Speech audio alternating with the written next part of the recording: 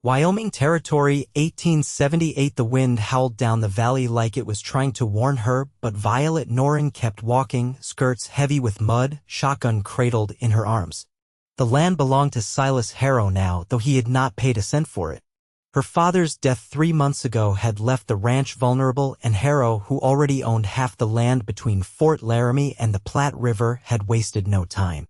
His men forged papers, ran her ranch hands off, and now he was trying to force her out too. But Violet was not leaving. Her boots sank into the thawing earth outside the barn. She pushed the doors open and stepped into the dark. The horses were gone. All of them. Her breath caught, and then she heard it, the snick of a revolver hammer. "I warned you, girl," Silas Harrow said from the shadows. He stepped into the light slanting through the barn's high windows. Tall, sharp-eyed, dressed in a black coat too fine for the frontier. He held a pistol aimed straight at her chest. "You should have signed it over when I asked. I will die before I hand you this land," Violet said, her voice tight but steady. He smiled, slow and cruel. "That can be arranged." The shot cracked through the barn like thunder. Violet flinched, eyes wide, but she did not fall. Someone had stepped in front of her. A man, broad-shouldered, bare-chested beneath a buffalo hide vest. The bullet had struck his shoulder. He grunted but did not fall. His braid swung as he turned his head toward her, face lined with pain but still standing. "Run," he said. She did not move. The man pulled a knife from his belt and charged. Harrow fired again, missed. Then the brave was on him, knocking the revolver from his hand. They fought hard, brutal. The Cheyenne man slammed Harrow into a post, then drove his fist into the landowner's jaw. Harrow fell, bloodied and groaning. Violet stared at the man who had just saved her life. "I am Xalvador Neade," he said, breathing hard. "You are safe now." He staggered. She rushed forward and caught his weight before he collapsed entirely. "Your shoulder," she reached toward it, but he shook his head. "We must go. His men will come." Violet nodded, heart pounding. She had no idea who this man was, but she trusted him more than anyone else in the world right now. They made it to the woods behind the ranch just as 2 riders crested the ridge. Xalvador kept close, hand pressed to his wound, guiding her with the quiet confidence of someone who knew every tree and path. They reached a creek at dusk. Violet helped him sit against a rock, pulling the bandana from her neck. "This will hurt," she said. He nodded. "I have felt worse." She cleaned the wound as best she could. He barely flinched. "Why did you help me?" she asked. Xalvador looked at her. "Harrow poisons this land. I have watched too long. Today I chose not to." Violet stared at him. "You blocked a bullet for me." His gaze did not waver. "Yes." Silence stretched between them, broken only by the creek's gentle gurgling and the wind moving through dry pines. "You should rest," she said finally. "I will watch," Xalvador said. "You sleep." But when she stirred awake sometime in the middle of the night, she found him slumped against the tree, asleep after all, his face softened in rest. The next morning, he led her eastward, away from the ranch, deeper into the forested hills. Wherever they went, he seemed to know the way. They traveled in silence mostly, but not an uncomfortable one. It was the kind of quiet that made her feel safe. By the 3rd day, Violet knew they were not lost. He was leading her somewhere. "Where are we going?" she asked as they crossed a low ridge. "Home," Xalvador said. They crested the hill, and there below, nestled between cottonwoods and the bend of a river, was a small village of lodges and smoke rising peacefully into the sky. Cheyenne land. Children ran through tall grass. Women stirred pots over outdoor fires. Men worked leather or carved bone tools. A few turned when they saw them, then more. Whispers rose. Xalvador walked with his head high. Violet stayed close beside him, unsure of her place here. An older woman stepped forward from the largest lodge. Her eyes locked on Xalvador's bandaged shoulder. Then she looked at Violet. "You are welcome," she said simply. They let her stay. Over the next week, Violet helped where she could, gathering wood, grinding corn, stitching torn hides. She had never known this kind of quiet rhythm to life. No yelling, no threats, no fear. At night, she and Xalvador sat near the fire. She told him about her father, how he had died coughing blood, how she had buried him herself. "You were strong," he said one night. "No choice," she replied. "You had a choice," he said. "You chose to fight." She looked at him through the firelight. "So did you." His hand brushed hers. Neither of them pulled away. The next day, word came that Harrow had burned her house down. He was telling folks she had run off, gone east. Violet stood in the clearing, fists clenched. "I want to go back," she said. Xalvador looked at her. "It is dangerous." "I do not care." His jaw tensed. Then he nodded once. "We will go together." They left at dawn. By the time they returned to the ranch, all that was left was blackened timber and ash. Violet stood in the ruins, her eyes full but uncrying. Harrow was still in the area. She could feel it. And she was done running. "This ends now," she said. Xalvador tightened the strap on his knife. "Yes." They rode into town together the next morning. Harrow was there, standing on the porch of the saloon, flanked by two of his men. When he saw Violet, he laughed. "Look who crawled out of the woods." "I want my land," she said, loud enough for the whole street to hear. "You have nothing, girl." "She has me," Xalvador said. Then everything moved fast. Harrow reached for his gun. But Xalvador was faster. He knocked Harrow's arm aside, grabbed him by the collar, and drove him backward into the wall. The revolver clattered to the ground. One of Harrow's men raised his own weapon, but the townsfolk had seen enough. A rancher named Jonah stepped forward with his shotgun. "Drop it," he told the man. And he did. Harrow was arrested later that day for fraud, for arson, for attempted murder. Turns out Violet's father had made a copy of the land deed after all, and it had been tucked away in a saddlebag she recovered from the barn ruins. By sundown, it was hers again, all of it. As the sun lowered over the hills, Violet stood out on the porch of what remained of her home, looking at the land she had fought for. Xalvador walked up beside her. "You are free now," he said. She turned to him. "So are you." He reached out and took her hand gently, as if asking. She nodded, and then he kissed her. It was not rushed. It was steady, like the way he had stood between her and a bullet, like the way he had led her through the woods when she had nothing left. She kissed him back, and she knew she was home. Forever. The morning sunlight filtered through the cottonwoods with a softness that didn't belong to the land just yet. Spring was late that year, the ground still holding to its frost in shaded hollows. Violet stood at the edge of the field behind what was left of the bunkhouse, sleeves rolled high, hands aching from the shovel's worn handle. She'd been digging since the first light touched the hills.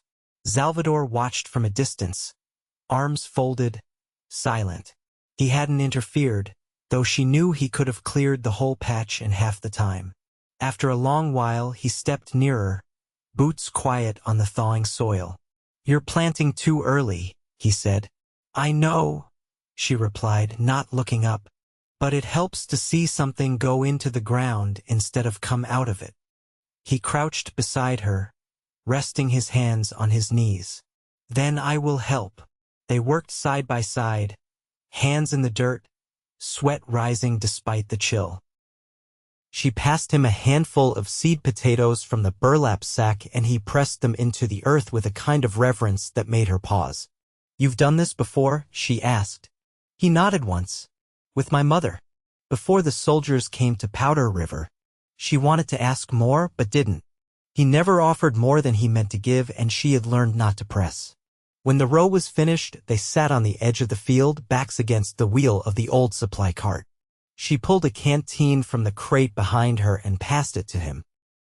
He drank, then wiped the back of his hand across his mouth. "I've been thinking of rebuilding the barn first," she said. "It matters more than the house." He tilted his head. "Why?" "The stock'll come back. Neighbors will lend a few head, maybe a mule if I'm lucky. I can sleep in the tack room. But if I've got no shelter for animals, there's no point in having them." Xalvador looked toward the slope where the barn had been a charred square now, blackened posts sticking up like ribs. I can fell trees. There's good timber past the creek. You'd do that. He didn't answer. Just met her eyes and held her gaze. She felt something shift under her ribs, quiet but certain. That night she stayed out late, hauling stones from the creek to shore up the foundation beneath the chicken coop. When she returned to the house, she found a small fire going near the porch. Xalvador sat beside it, sharpening a draw knife with slow, steady strokes. I thought you'd gone west, she said, settling onto a stump near the fire. I gave my word. She blinked. When I said I would stand with you. That does not end when the sun sets. She looked into the flames. You could have turned away from me in that barn. No one would have blamed you. I would have. That is enough. They sat with it, the fire crackling between them, the air cooling fast now that the sun had dropped beyond the ridge. I found my father's hammer today, she said after a while. It was in the well bucket. Survived the fire somehow. Xalvador nodded. It belonged here. It stayed. She turned her face toward him. So did you. His eyes were dark in the firelight. I will not leave. Later, as the sky turned to indigo and the fire burned low, she drew her shawl tighter around her shoulders and stood. Good night, Xalvador. He rose too, the draw knife held loosely in one hand. Sleep well. She hesitated, then reached out and touched his forearm. Just a brush of her fingers. His skin was warm from the fire. He looked down at her hand and said nothing. She left it there a moment longer before turning and walking toward the house. Behind her, she heard the draw knife slide back into its wrapping and the sound of his footsteps fading toward the trees. The next day, they began cutting timber. Xalvador paced the slope first, choosing the trees with deliberate care. He marked each one with a notch, then passed her the hatchet. You take the small. I'll take the tall. She raised a brow. You think I can't handle a tall one? I have seen you swing a shovel until your hands bled. I believe you can. But the small ones will not crush you if they fall wrong. She gave a half laugh, then took his advice. By midday, they had 4 trunks down and limbed, the bark already curling back in the sun's warmth. Violet sat on a fallen log, rubbing sap from her palms while Xalvador fitted the blade of his saw. You ever think about going back north? She asked, not looking at him. Sometimes, he said, but not now. Why? He didn't answer right away. There is peace here, he said finally. Even with the ruin, I feel it in you. She swallowed hard, unsure what to say. No one had ever said something like that to her, not without wanting something in return. I never thought I'd feel safe again. You are not alone. She met his eyes then and didn't look away. That night, she found herself standing outside the house longer than she meant to, watching the line of trees sway against the stars. She heard his steps before she saw him, a soft crunch of boots on dry grass. He stopped beside her, quiet. The stars are clearer here, she said. They always are when there is no smoke. She exhaled, slow. I keep waiting for it to come back. It will not. How can you be so sure? I know what it is to lose everything, he said. But this place, it has chosen you.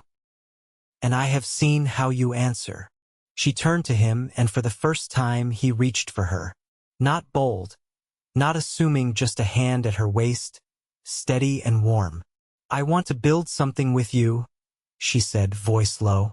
He didn't speak. Instead, he leaned in and touched his forehead to hers, a gesture full of quiet promise. And she knew, whatever came next, they would face it side by side. The new barn rose slowly, beam by beam, its bones notched and pegged by hand. They worked through the last of April, the wind still sharp enough to bite when clouds thickened. But the days lengthened and the evenings held enough warmth to keep going past sundown. Xalvador hauled each log into place with quiet precision, his movements sure, his voice low when he gave direction. Violet kept pace beside him, hammering in braces, sweeping shavings, sanding joints. Her arms bore sun lines now, her hands calloused in new places. One afternoon, as they secured the final truss, Violet looked out from the loft and let her gaze follow the line of hills running east. "Do you ever think about what's beyond them?" she asked, resting her chin on the crook of her arm. Xalvador tightened the leather tie around the beam and leaned back, considering. "Beyond those hills is the edge of Pawnee hunting ground. Beyond that, the Missouri. And beyond that, more towns. More men like Harrow." She turned to him. "You think they'll come here?" "They always come," he said. "But not all of them stay." She nodded once, then touched the side of his hand where it rested on the timber. "Then they'll have to face more than wind and stone if they try." His eyes held hers. "They will face us." That night, she found a bundle on the porch, a cured hide folded around a carved wooden plane, the kind used to shave boards smooth. She ran her fingers over the grooves in the handle, the initials cut into the base. N for Norrin, and beside it, a second letter, small and careful X. She didn't ask him about it. She only used it the next morning when she planed the first board for the tackroom shelf, the shavings curling like ribbons at her feet. As May settled in, the pasture began to green. The neighbors kept their word: 2 geldings from the McHale brothers, a milk cow from the Lees, and 3 laying hens from old Mrs. Greeley, who insisted it was repayment for a kindness Violet's father had once done during a hard winter. Violet turned the corner of the corral one morning and found Xalvador examining the rear leg of the younger gelding, his brow furrowed. "He's favoring it," he said without looking up. "Hoof's too soft." She crouched beside him. "Could be thrush." He dipped his head in agreement. "I'll dig it out." "You'll need to pack it with pine tar." They worked without speaking further. She passed tools. He scraped the hoof clean, careful not to draw blood. When it was done, he sat back on his heels and wiped his hands on his trousers. "You were meant for this," she said quietly. He looked up. "Meant for cleaning hooves?" "No," she said. "For staying. For building. For belonging." He stood slowly, brushing soil from his knees. "I didn't think I ever would. But you do now?" His gaze didn't waver. "Yes." Later, when the chickens began scratching through the garden rows, Violet leaned against the fence and laughed for the first time in weeks. The sound startled her. She hadn't meant to let it out, but it was there, bright and sudden. Xalvador, who was splitting kindling nearby, paused and looked over with a faint tilt to his head. She caught her breath. "Something funny about chickens?" "No," he said, setting the axe down. "But that sound, I would hear it again." She shrugged lightly, eyes crinkling. "Then keep the hens out of my beans." He stepped closer, fingers brushing a stray curl from her cheek. "I will keep everything from your beans." The next day brought a letter from Casper, carried by a passing stage. It was addressed to Violet, the script unfamiliar. Inside, a formal notice: Harrow's claim had been nullified by the circuit court. She was at last the undisputed title holder. No disputes pending. No liens. Nothing left to challenge. She read it once, then again, her fingers trembling around the paper. Xalvador came in with a load of cedar planks and paused when he saw her stillness. She held up the letter. "It's done." He studied her face. "How does it feel?" She folded the parchment slowly. "Like I just took my first breath." That night, she didn't sit alone on the porch. She pulled a blanket across both their laps and leaned into his shoulder as they watched the stars rise. The land smelled of blooming sage and warm earth, and the silence between them was no longer something to fill, it was something they shared. "I want to build a smokehouse next," she said. He tilted his head slightly. "For meat. And apples. And maybe salt pork if the neighbors trade. I want to prepare for winters before they get here." He nodded. "I'll help. You always do." He reached for her hand beneath the blanket, his fingers strong and sure against hers. "You could have gone back to your people," she said, voice low. "I am with them still," he answered. "But I am also with you." She turned her face to his, and in the hush that followed, he kissed her again, steady, certain, as if he understood the weight of every word they hadn't yet spoken. And when dawn came, it found them side by side, still wrapped in the blanket, watching the morning light stretch across the land they had claimed together. June brought heat that clung to the skin by mid-morning and left the hills shimmering by noon. The pasture had filled in thick with switchgrass and foxtail, and the geldings grazed lazily, tails flicking at flies. Violet stood barefoot in the creek one afternoon, skirts hiked to her knees as she rinsed the grit from a bucket of carrots pulled that morning. The water ran cold, numbing her toes, but she stayed with it, watching the way the light caught the eddies. Behind her, Xalvador stepped down the slope carrying a coil of rope and a leather pouch slung across his back. "I'm going to the ridge," he said. "There's a stallion marking territory near the south fence." She looked over her shoulder. "You think he'll challenge the herd?" "He already has." He paused. "If he gets bold, he'll tear through the fence." She rinsed the last carrot, shook the water off her hands, and stepped out of the creek. "I'll ride with you." Xalvador's gaze settled on her bare feet, then lifted. "Not like that." She grinned, teeth flashing. "Then give me 10 minutes. They rode out before the sun dropped too low, following the game trail that wound through chokecherry and ash. The air was close with the smell of dust and pine resin, and somewhere to the north, a woodpecker knocked a steady rhythm against bark. Violet's mare fought the bit when they crested the rise, but Xalvador lifted a hand and brought her to a stillness with hardly a word. Below, in the clearing beyond the fence, the stallion stood black as burnt coal, with a mane like wind-blown grass. He pawed the dirt once, then turned, muscles rippling beneath his hide. "He's young," Xalvador said, "but he's had to fight for ground. That makes him reckless." Violet watched the animal toss its head, then bolt into the trees. "You'll try to catch him?" "If I can. A horse like that, if you break him right, he'll carry a man through any storm." She glanced sideways. "And if you don't?" Xalvador's mouth pulled tight. "Then I'll send him off before he breaks something else." They set camp near the low bluff where the fence dipped, tethering the horses high on the rise. Violet laid out the oilcloth and flint while Xalvador gathered dry pine needles and cedar twigs. As dusk slipped in, the fire caught with a thin hiss, and the scent of smoke wound into her shawl. "When did you last ride for war?" she asked, poking the coals with a stick. He didn't answer right away. The flames lit the side of his face, casting shadows deep in the hollows. 3 winters back," he said, "south of the tongue. Cavalry raided our stores before the snows. We followed them for 2 weeks. She didn't speak. Her hands stilled. "They killed 2 boys," he continued. "We took back what we could, left the rest buried in snow."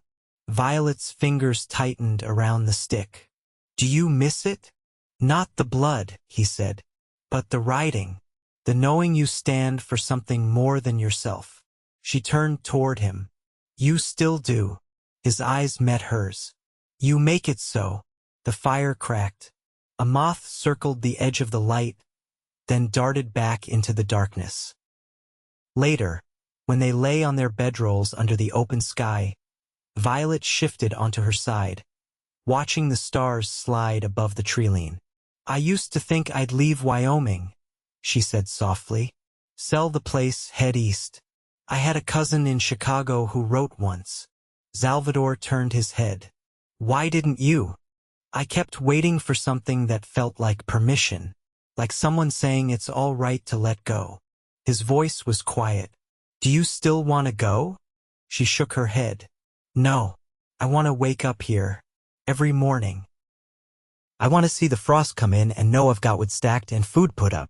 I want to walk this land and feel it answer back." He reached for her hand in the dark. "Then we will make it so."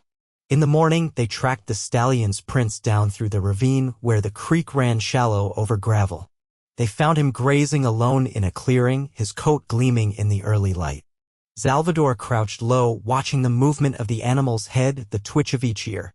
Violet stayed back, fingers wrapped around the reins of both their mounts. She didn't speak, just watched as Xalvador moved with slow, measured steps, the rope uncoiling in his hand. He didn't try to rush the stallion.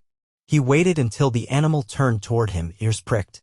They stood that way for a long while, then the stallion huffed and tossed its head but didn't bolt.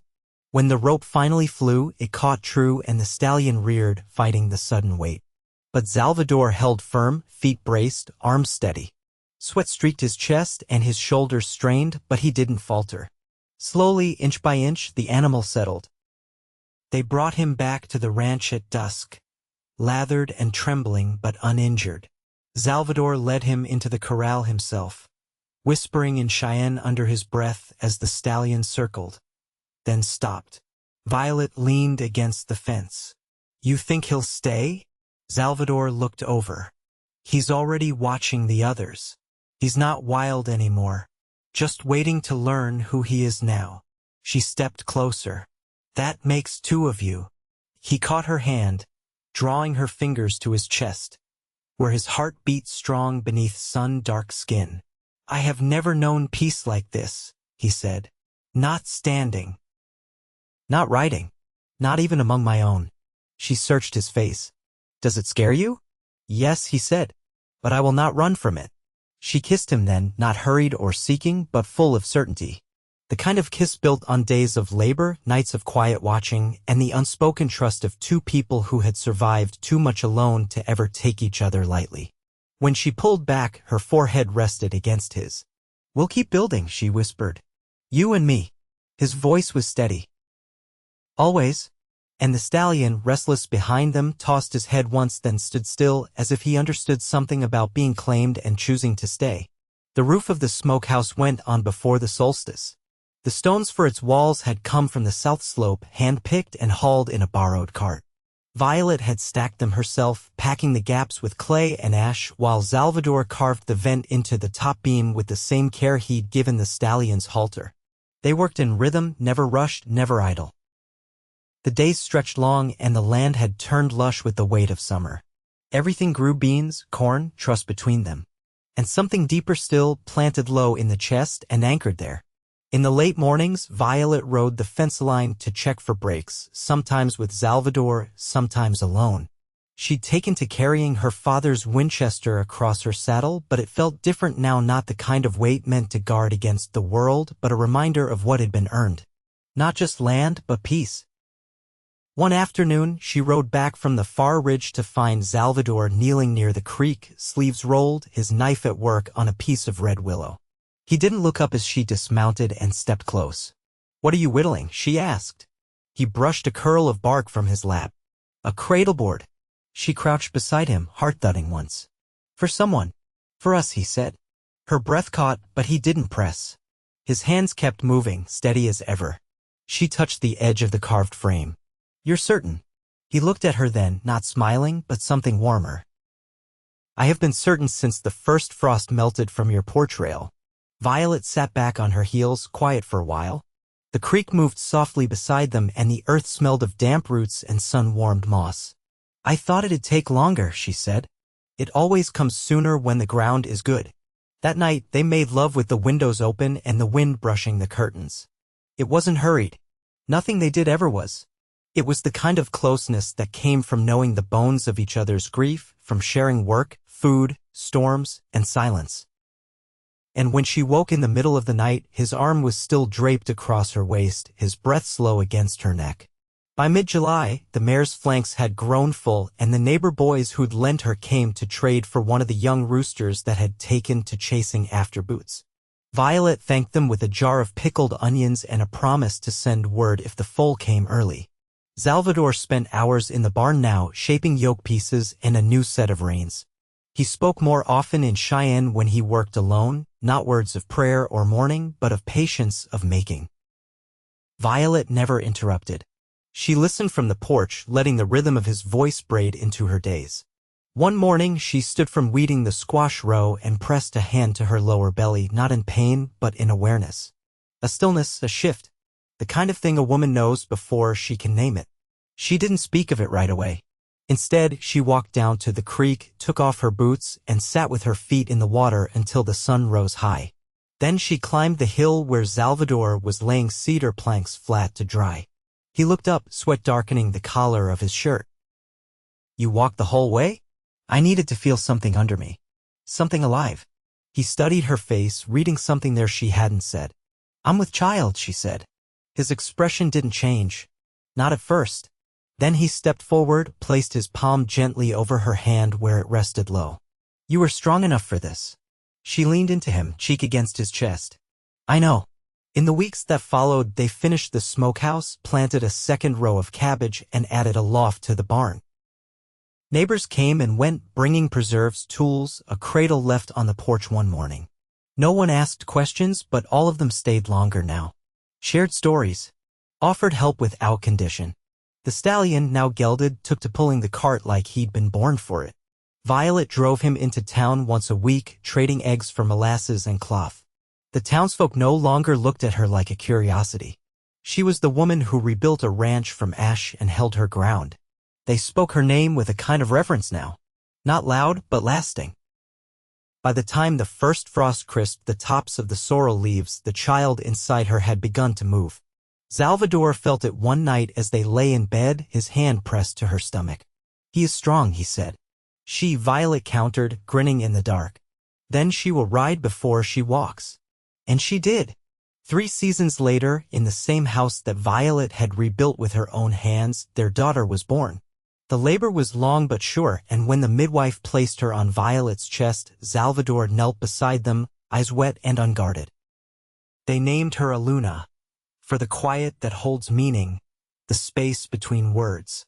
When spring came again, the ranch held more than it ever had: chickens, goats, a new calf, and laughter in the yard. The porch bore the weight of 2 rocking chairs now, and in the evenings, Violet sat with Aluna asleep across her lap, her head resting against Xalvador's shoulder. The land no longer felt like something to defend. It felt like something that held them steady and sure. And in that wide, quiet stretch of Wyoming, where the river bent like a promise and the wind no longer howled through hollow rafters, Violet and Xalvador built a life that grew richer with every sunrise. Their love was not loud. It was roots and beams and earth beneath fingernails. It was a porch light left burning and a cradle rocking slow in the night. It was forever.